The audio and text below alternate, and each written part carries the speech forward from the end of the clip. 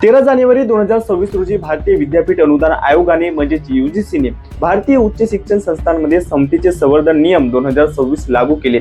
यूजीसीने हे नियम लागू केल्याच्या काही दिवसानंतरच ह्या नियमांचा मात्र जोरदार विरोध केला जाऊ लागला। भारतामध्ये एका विशिष्ट वर्गाकडून ह्या नियमांचा जोरदार विरोध केला जात आहे। आपण म्हणू शकतो की हे नियम यूजीसीने जेव्हापासून लागू केले तेव्हापासून भारतीय शिक्षण व्यवस्थेमध्ये एका प्रकारची मोठी खळबळ माजली आहे।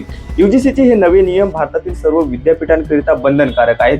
एससी, एसटी आणि विशेषतः ओबीसी प्रवर्गातील विद्यार्थ्यांसोबत विद्यापीठांमध्ये जातीगत भेदभाव थांबवण्यासाठी यूजीसीने हे नवे नियम लागू केल्याचे सांगितले जात आहे। आणि विशेष म्हणजे ओबीसी प्रवर्गाच्या विद्यार्थ्यांसाठी जातीगत भेदभावाला घेऊन यूजीसीने हे नवे नियम पहिल्यांदाच किंवा आपण म्हणू शकतो की कायदेशीर प्रबळ संरक्षण यूजीसीने प्रथमच ओबीसी प्रवर्गाच्या विद्यार्थ्यांना दिली आहे।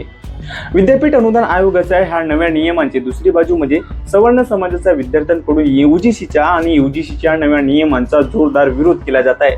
सवर्ण समाजाच्या विद्यार्थ्यांच्या मते यूजीसीच्या ह्या नव्या नियमांचा दुरुपयोग करून सवर्ण समाजाच्या विद्यार्थ्यांना लक्ष्य केले जाईल, तर काही टीकाकारांच्या मते यूजीसीचे हे नवे नियम विद्यापीठांमध्ये विद्यार्थ्यांमध्ये जातीगत भेदभावाला वाटचाल देईल, नक्की या नियमांमुळे जातीगत भेदभाव हा कमी होईल। त्याच प्रकारे सरकारपुढेही एक मोठे आव्हान आहे, कारण संपूर्ण सवर्ण समाज यूजीसीच्या विरोधात आणि यूजीसीच्या ह्या नव्या नियमांच्या विरोधात रस्त्यावर उतरला आहे आणि मोठ्या प्रमाणात विरोध प्रदर्शन यूजीसीच्या ह्या नव्या नियमांच्या विरोधात सवर्ण समाज करीत आहे। तुम्हाला काय वाटते, सवर्ण समाज ज्या प्रकारे ह्या यूजीसीच्या नव्या नियमांचा विरोध करत आहे ती योग्य आहे की अयोग्य आहे? कमेंटमध्ये नक्की सांगा।